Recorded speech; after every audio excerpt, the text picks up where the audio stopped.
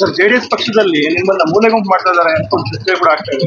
ಕಳೆದ ಚನ್ನಪಟ್ಟಣ ಚುನಾವಣೆ ನಂತರ ವರಿಷ್ಠರು ನಿಮ್ ಜೊತೆಗೆ ಸಂಪರ್ಕದಲ್ಲಿ ಇಲ್ಲ ಅಂತ ನನ್ನನ್ನ ಮೂಲೆ ಗುಂಪು ಮಾಡದ ಸಮೃದ್ಧಿ ಮಂತ್ರಿ ಏಕಾಂಗಿಯಾಗಿ ಬಂದಿರತಕ್ಕಂಥ ವ್ಯಕ್ತಿ, ಏಕಾಂಗಿ ಹೋರಾಟ ಮಾಡ್ತಕ್ಕಂಥ ವ್ಯಕ್ತಿ ನನ್ನನ್ನು ಯಾರು ಮೂಲೆ ಗುಂಪು ಮಾಡ್ತಕ್ಕಂಥ ಈ ಪರಿಸ್ಥಿತಿಯಿಂದ ಬಂದಿಲ್ಲ, ಬರೋಕ್ಕೂ ನಾನು ಬಿಡೋದಿಲ್ಲ. ಆಯ್ತಲ್ವಾ?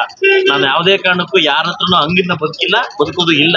ನಾನು ಜನ ನಂಬ್ಕೊಂಡ್ ಬಂದಿದ್ದೀನಿ. ಜನ 1,500 ಓಟಿಂದ ಸೋಲ್ಸಿದ್ದಾರೆ.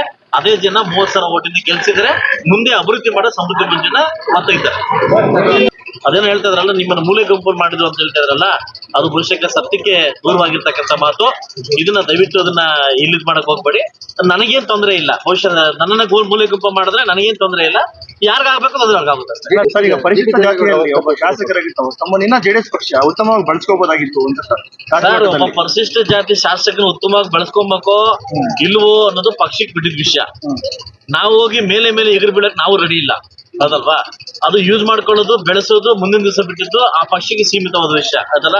ಒಂದು ಕುಟುಂಬ ಸದಸ್ಯನಾಗಿ, ಕುಟುಂಬ ಯಜಮಾನಾಗಿ ಸದಸ್ಯರು ಹೇಗ್ ನಡ್ಸ್ಕೊಳ್ಬೇಕು, ಯಾವ ಬಟ್ಟೆ ಹಾಕ್ಬೇಕು ಹಬ್ಬಕ್ಕೆ ಅನ್ನೋದು ಅದು ಯಜಮಾನ ಸಂಬಂಧಪಟ್ಟ ವಿಷಯ. ನಾನು ಹೋಗಿ ನನಗೆ ಆ ಬಟ್ಟೆ ಕೊಡು, ಈ ಬಟ್ಟೆ ಕೊಡು, ಆ ಜಾತ್ರೆ ಹುಟ್ಟಿರ್ತಕ್ಕಂಥ ವ್ಯಕ್ತಿ ನಾನಲ್ಲ, ಅದಲ್ವಾ? ಬಹುಶಃ ಏಕಾಂಗಿಯಾಗಿ ನನ್ನ ಪಕ್ಷಕ್ಕೆ ಬಂದಿದ್ದೀನಿ, ಏಕಾಂಗಿಯಾಗಿ ದುಡ್ದಿದ್ದೀನಿ, ಏಕಾಂಗಿ ಹೋಗ್ತಾ ಇದ್ದೀನಿ.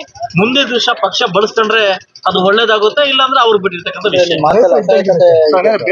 ಅವ್ರು ಕೇಳಿದ್ರಲ್ಲ, ನಿಮ್ಮನ್ನ ಮೂಲೆ ಗುಂಪು ಮಾಡ್ತೀರ ಅಂತ ಕೇಳಿದ್ರಲ್ಲ. ಬಹುಶಃ ನನ್ನ ಕ್ಷೇತ್ರ, ನನ್ನ ಜನ, ನನ್ನ ನಾಯಕರು, ನನ್ನ ಪ್ರೀತಿ ಮಾಡ್ತಕ್ಕಂಥ ಜನನ ನಾನು ಹೋಗ್ತೀನಿ ಹೊರತು ನಾನು ಇನ್ನೊಬ್ರ ಪ್ರೀತಿ ಮಾಡ್ಬೇಕು, ಇನ್ನೊಬ್ರ ಎತ್ಕೊಂಡು ಹೋಗ್ಬೇಕಂತ ನಾನು ಮೊದಲಾಸೆ ಹೋಗತಕ್ಕಂಥ ವ್ಯಕ್ತಿ ನಾನಲ್ಲ.